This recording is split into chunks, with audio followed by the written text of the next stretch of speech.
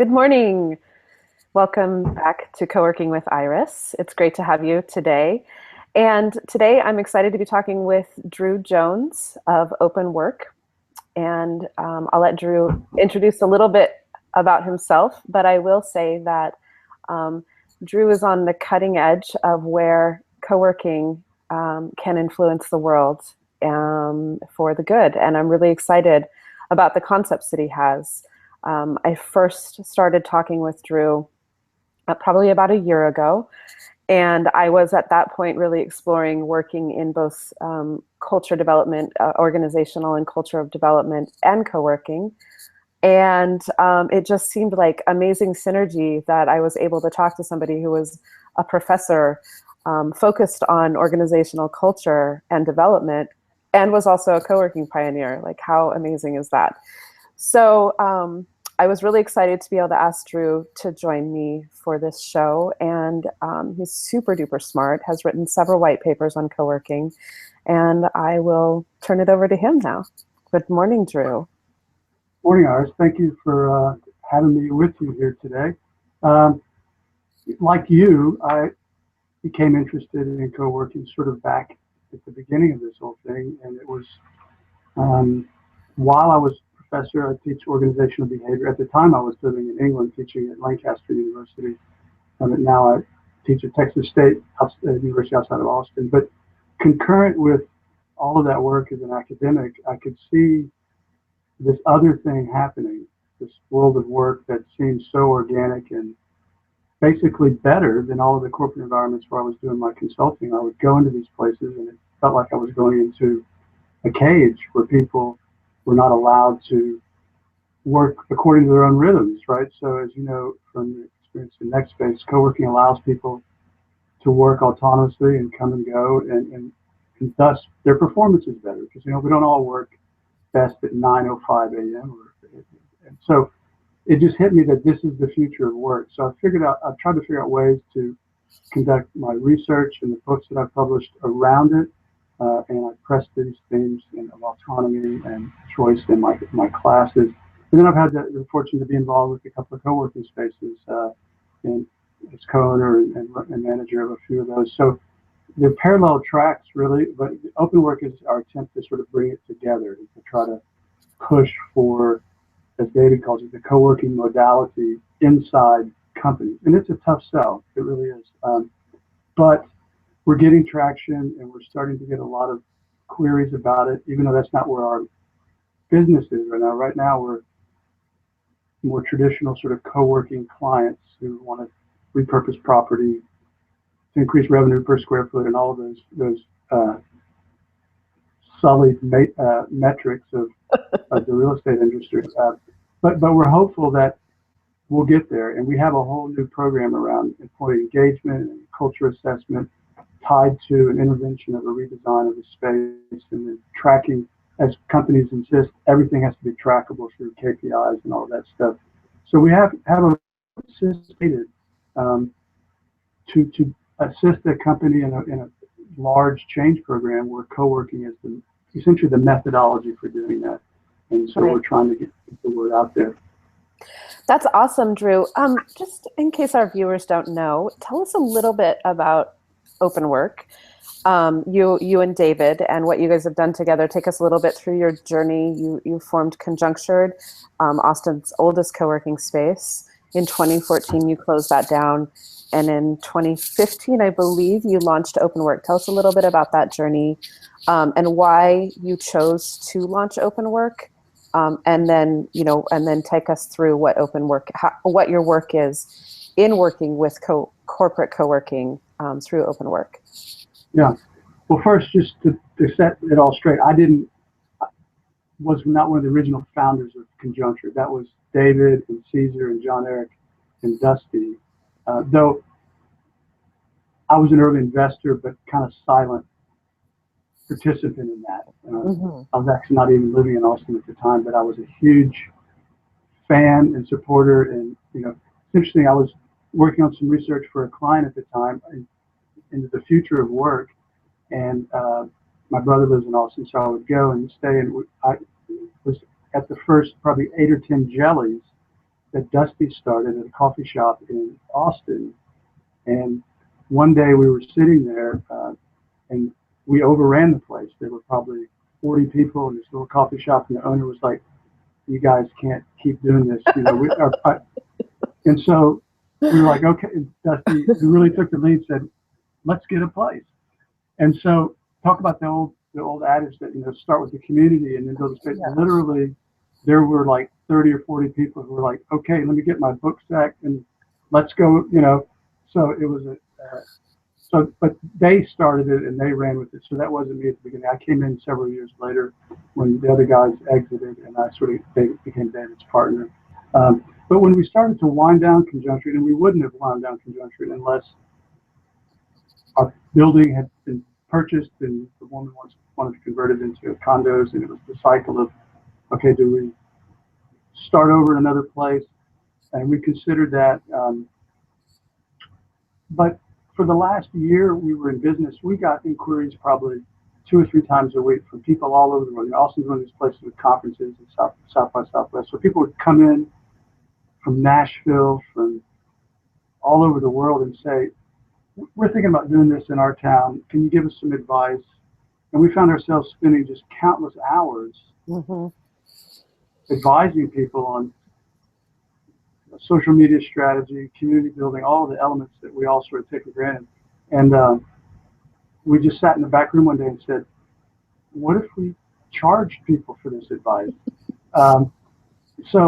And which is a lot of our peers are now doing, of course, but we started to think in terms of, well, how could this connect with my other consultancy work that I've been doing for 15 years in corporate culture and stuff. So we put together Openwork sort of as a response to all the inquiries we were getting. And it's been tough in that, on the one hand, it's about co-working, which seems completely separate from the corporate area field. And then the corporate stuff that I've been interested in. So they're kind of odd bedfellows. And so I think when some people hit our website, they think, well, what is this? It's not like a really clear thing because it's a mixed message. But we put it out there, and it took a couple of months to get some traction. But then we created a little process for people to submit information, and then we created just a structure around engaging with people, and we started getting clients, and now right now we've got a lot of active clients, and so we really have been fortunate. But again, it's not precisely where we want the business to go. We're hoping that we'll eventually end up with 2 lines of business. One will be organizational work with big companies that are going through the transformation, sort of integrating millennials into a future of work that looks more like co-working. But then we still have the real estate people who won't go away, who just keep ringing up and wanting, whether it's a feasibility study or a site visit to help them choose a site, or design help with how you make a place relevant to that market, whether you want private offices or open spaces. So all the little things. So we're doing that now, and we're very fortunate and happy to have those clients. However, we're just starting to launch this open organization program more on the corporate side. It's still probably 15 minutes early, but we're going to hang in there until we get the large client. Yeah. So first, I just want to say that it was really fun to hear the story of the jellies in Austin.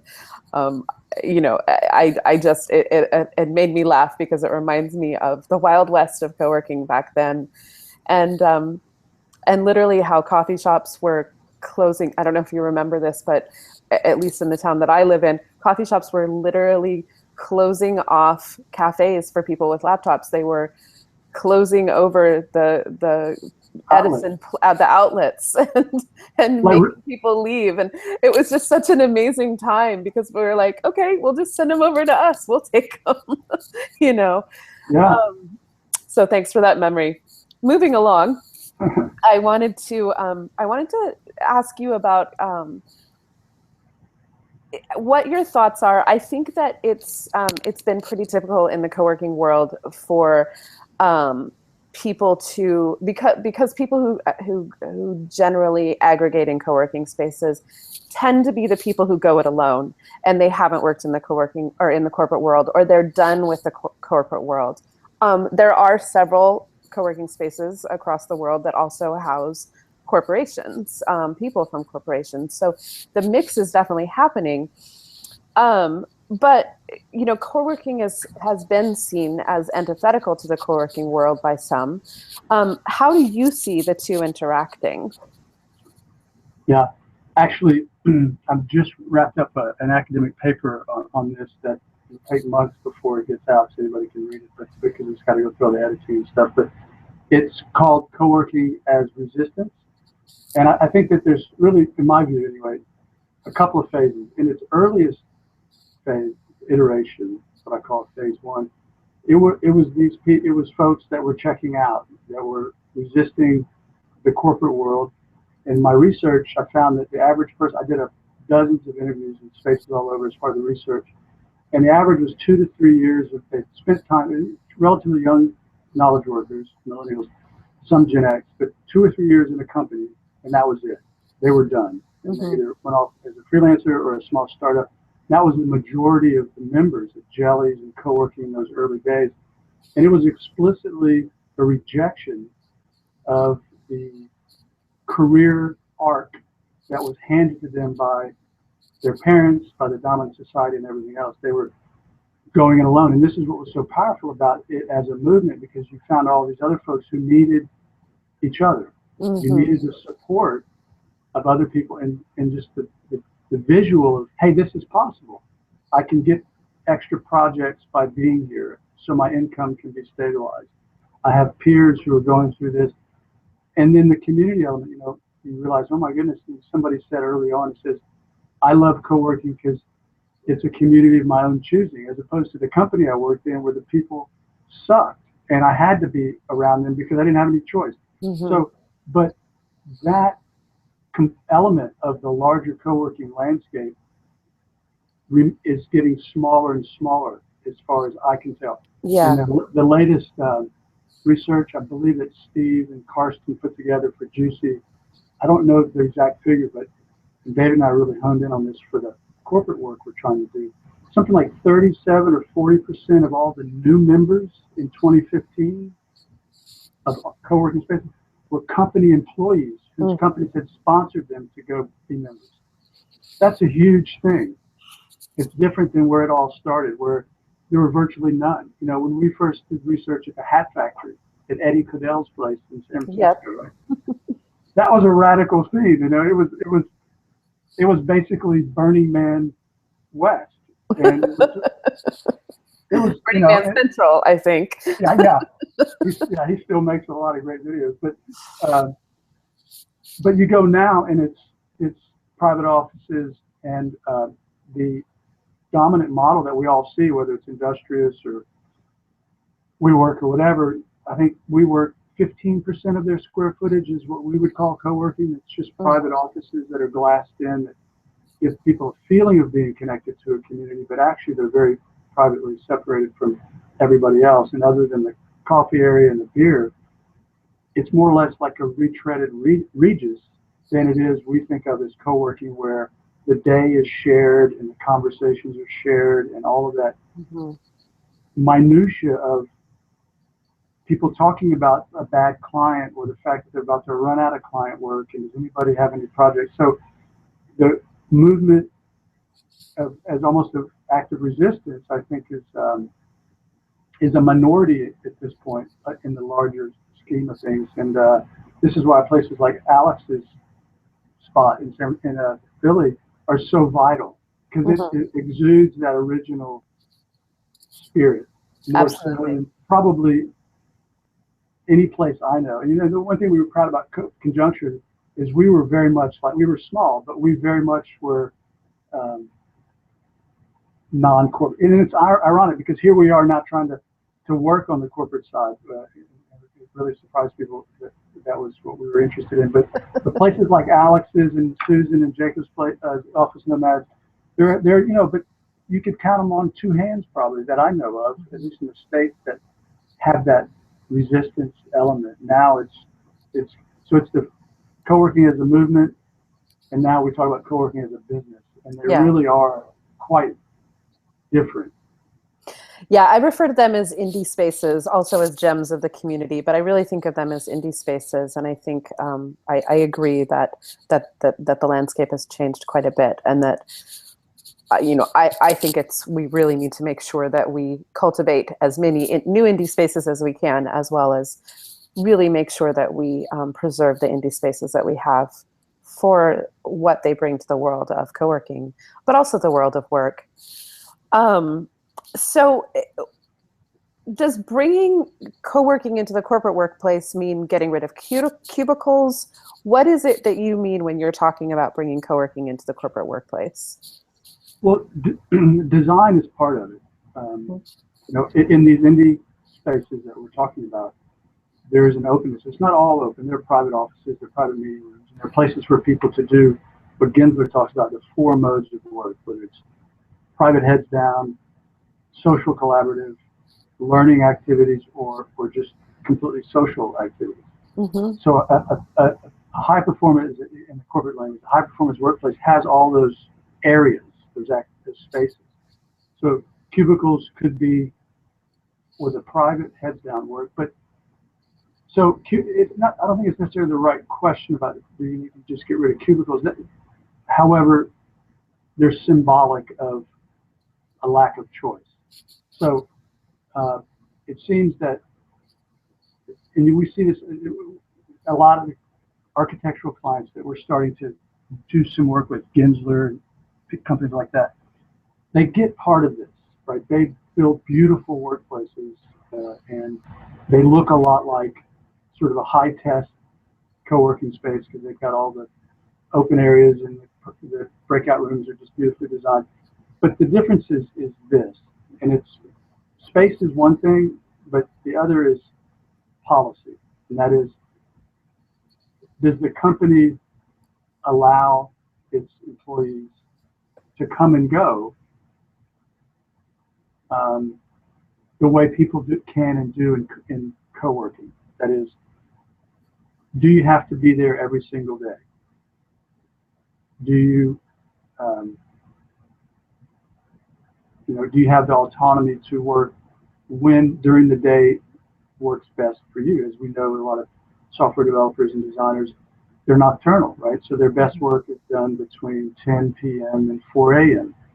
Well, if you are in a company that has traditional policies, then that's just not going to work. So for us, and for the way we see co-working mapping onto into the corporate environment, is it's all about choice and flexibility and autonomy, so that people work when and where they choose. So I'll give you a good example, and I talk about this a lot, but it really is illustrative, and it's kind of what we're shooting to do, and it really is the kind of company that we're trying to emulate. There's a company based in Amsterdam called Veldheim and Company, and they were the first company to use the term activity-based work, Mm-hmm. which now has been co-opted by Ginsler and other architecture firms to mean just beautifully designed space where you have open areas, private areas, phone booths, and all the rest. But that's the design. So what we say is that it's not tied to substantive policy changes, it's just furniture. And so Veldheim has a methodology that we really like, and they're really sort of our role model. And what they do is they when they sign a contract with a client, and they have offices now in Australia, throughout Europe. I know the people there, they don't think the U.S. market is ready for it because we're so individualistic and property owning sort of types of mindset that their methodology they don't think is fitting here now. So we realize we have an uphill battle. But when Veldheim takes on a client, activity-based work, it's really phenomenal. They start with the CEO and the senior management, and everybody has to buy into the program or they won't work with you. And what that means is nobody, starting with the CEO, has a private office. Everybody gets a laptop and a locker, and they come in and they work wherever they choose on that day. And then if you have a meeting, you take a room. If you're doing other work, you work in the pit, in the open area. And they've had a lot of big, large firms, banks, insurance companies, tech companies, government agencies take them up on it. And what it does is, if you're a 25-year-old programmer type and you come in and you're sitting next to the CEO in a cafe-like area all day long, it changes the interaction amongst the employees of the company. It has a democratizing effect and egalitarian effect. Because traditionally, offices are designed to mimic the hierarchy. The senior people are in the top, separated by several levels of personal assistance. You never see them. And all the way down, and then the open plan is for all the little people who's out there crammed in like sardines. People are smart. They see that they're being devalued in that. But when everybody participates, starting with the CEO, something changes in the psychology of people working there. They feel on the same team. They feel this sense of democracy. So what they do is they make everybody participate, starting with the CEO, and then they say, you don't have to come. You can work at home if you want. So they create these beautiful environments and then give people 100% choice. But what happens is 90+% do come in because they like the sense of connectivity and community that people have by sharing spaces up and down the hierarchy with people. That there's a need for fewer meetings, which we all know is a waste of time because people are always accessible. So the knock-on effect is profound. The performance of people goes up. The levels of innovation go up because people have a chance to collaborate sort of on an ongoing basis, as opposed to say, let's book a meeting over here, a room over here, and go have a brainstorm. Those things happen sort of naturally. So our vision of corporate co-working is like that, where it's a redesigned space, but it is like Veldhoen's version of ABW, activity-based work.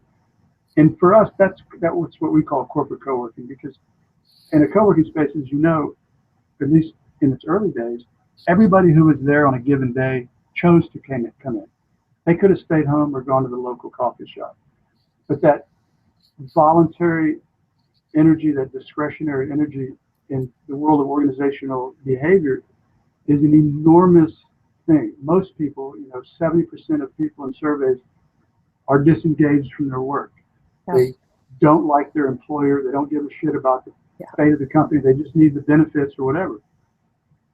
So a ABW environment like Veldhoen does, or the corporate co-working environment like we're envisioning, is sort of a design intervention, but it's got to be tied to the policy and give people the choice. And so it's a lot to chew off. And when we talk about this, I'm giving a talk in a couple of weeks at a Ginsberg event. And every time I do this,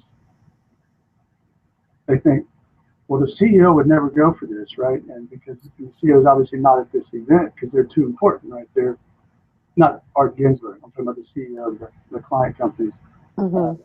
So it's a tough sell, and it's radical in that sense to say, the CEO should be out in the open around everybody else. Why are they so special, right? I don't get that. And there's interesting testimonials that some of these 70-year-old, 75-year-old CEOs of Veldhoen's clients talk about the anxiety they had when they first came to work, when they didn't have an office. And then we hear them reflect on what happened. It's like, now I feel so energetic because I'm getting ideas from all these kids, as you would put it. And so that's a steep mountain to climb, but that's kind of what we're shooting for. Yeah, I love the picture that you paint in the example that you gave us, and just that, even that small picture right there at the end. So in that picture that you painted, how are people encouraged to interact in a co-working space?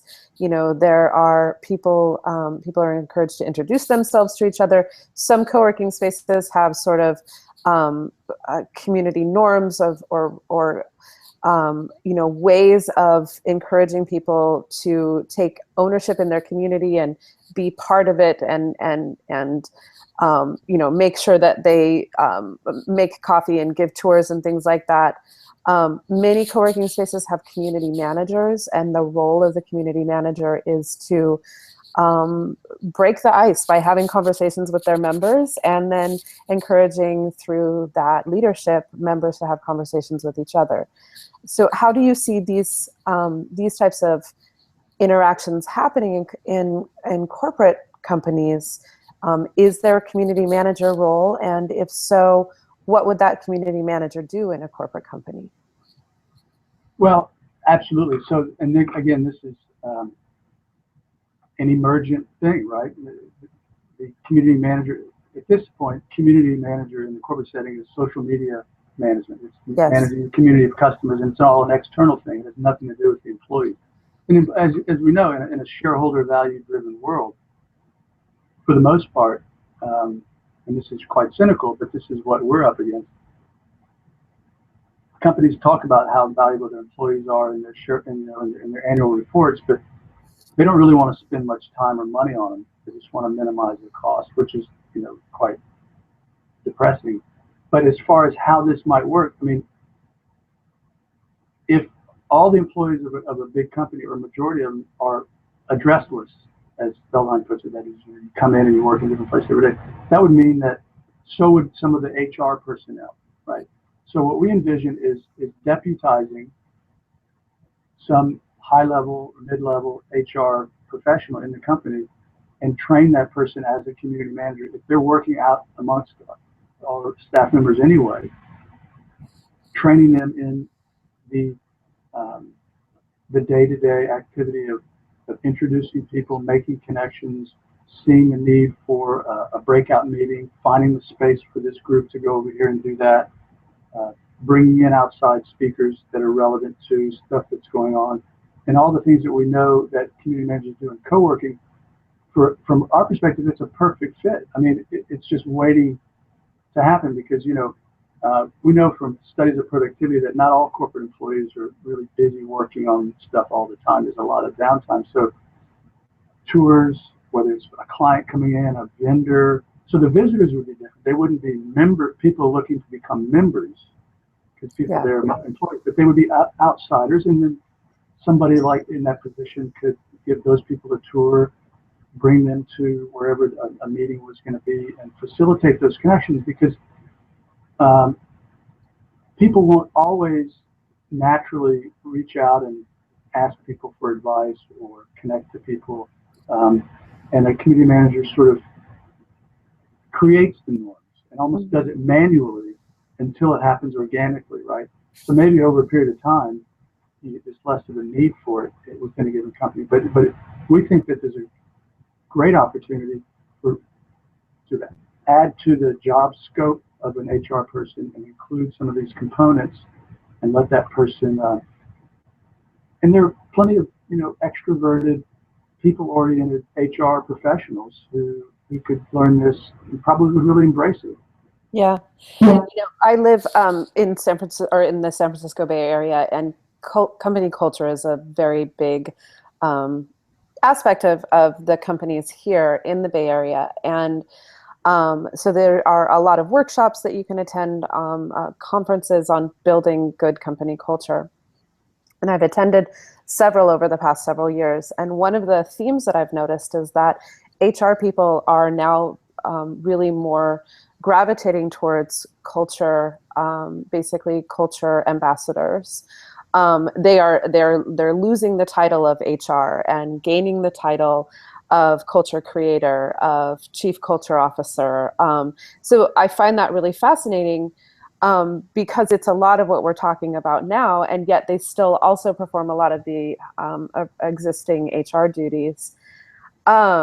I do see, though, that there is a difference between a community manager in a co-working space and a community or an HR manager / culture manager in a corporation, in both skill set, because a community manager in a co-working space is not just talking with people and not just bringing in, people to speak on different topics. They're also plunging toilets and making coffee and managing facilities and so on and so forth. So they tend to be a little bit more entrepreneurial, I think, than your typical corporate HR manager would.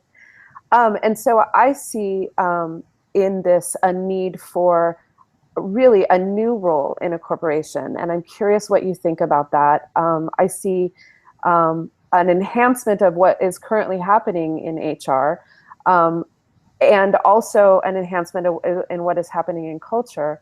But also, I think that there are going to be a new set of characteristics that this position will require a person to hold in order to be that connector, and tour guide and camp counselor that I've so often, and den mother as well, that I've so often felt as a co-working community manager. What are your thoughts on that? Well, I think that you need to write the job description that companies then hire for, because I think that's exactly right. But these are tough conversations when you get in the trenches with somebody who's in the company and you start talking about creating a new job category. Large firms are things with inertia, and if it didn't exist before, they're like a deer in the headlight. They don't. I mean, where do you start to create a new type of employee? But absolutely, it's different, and it needs to happen. It's incremental steps. Yeah, but I agree that the types of work that somebody would be effective in such a role would be very different, parallel in some respects, but different than a typical HR person. But how to, I don't have the specifications, written down in front of me as to how that job description would look. But I would guess that fast forward 5 years, there will be such people in large firms. Now, one of the things that I would say, if we're close on time, but I come out of a background in corporate culture. That's what my background is in, and it's a failed industry in so many ways because excellent corporate culture for most firms just means, quarterly earnings. Like excellent being how profitable are we? And there's a lot of hot air and a lot of meaningless stuff that goes on in the name of culture change. This is where design, I think, is important, and that is, to use the language of Christopher Alexander, the architect. He talks about pattern languages. Culture is organic. Culture is what people share in the everyday course of their interactions, whether it's in a community, in a country, or in a region, or even in a company. You can't engineer it. You can't, from the top, say, these are the cultural, if you look at I call it the fruitcake theory of corporate culture. We are a culture of this, and this. Everyone is the same in terms of the stated values. My grandmother used to say, one time I was at Christmas and I started to cut into a fruitcake. She said, no. She says, you don't eat those. She said, I think there was only one of those ever made, and people just have been gifting it around to each other for years. So there's a normativity there that's really almost worthless in terms of a lot of the speak about culture. Culture is what people make every day in their interaction with one another, and it's people make culture. Managers don't make culture. So the goal, I think, of a culture ambassador, whatever the language is to create the environment for people to remake the culture themselves through new pattern languages of interaction. Love it. And that can't be done by a senior manager. It can't be done by an HR person. It can't even be done by a community manager. The community manager can facilitate that, but it's something that just happens. And so, but you have to turn the switch of the policy and let people come and go according to their own rhythms, and then they're going to find people that they want to be around. They're going to do things together that they want to do together, and that's where a culture can actually evolve organically, as opposed to these edicts from the company that says, now we're going to focus on integrity and blah blah blah.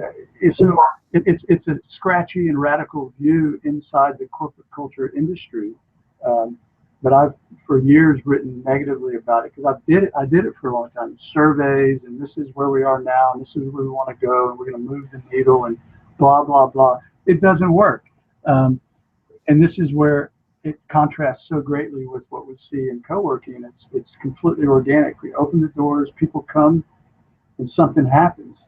That's and companies will never allow that environment with that little control. But we can get, I think, closer to the co-working model. And then, working in a large firm won't suck so much anymore. Yeah. Wonderful. Well, Drew, please tell our viewers how they can find out a little bit more information about Openwork and how they can access your white papers.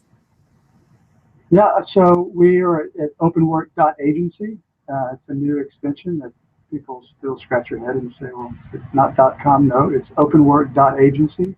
And it's all there. I don't even know where on the site anymore the white papers are, but we got a lot of resources there, and I'd love for anybody to get in touch to find out more and for us to find out what you guys are doing. Great. I believe you'll find the white papers under the corporate co-working navigation item. Okay. So. Okay. Yes, I should know that. Well, Drew, it's been a pleasure talking with you today. I actually feel like we could have talked probably for a couple of hours on this topic. There's so much more that I'd love to cover.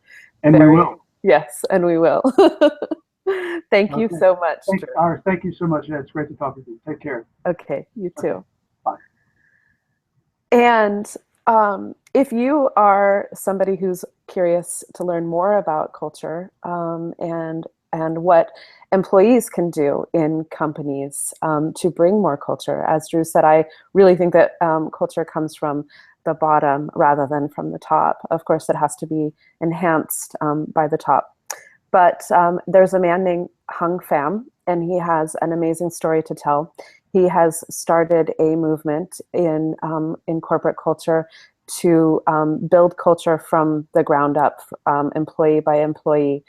And you can check out what he's doing at culturesummit.com. He is leading his second summit on employees creating culture in San Francisco this August. He's doing so in conjunction with the Delivering Happiness team, who is also doing a lot of really great work out there around developing corporate culture that creates happiness in people and a happier world. So I'm a firm believer that co-working can do this, and as is Drew. And if you continue to explore this topic, you'll find a lot of conversations happening around this. If you also happen to be somebody who is looking to build out a co-working space, perhaps one of those real estate people that Drew mentioned, or a company looking to expand, you'll want to check out next week's episode. I'll be talking with Doug Mashoff about identifying markets that are right for co-working. Looking forward to seeing you then. Have a great week.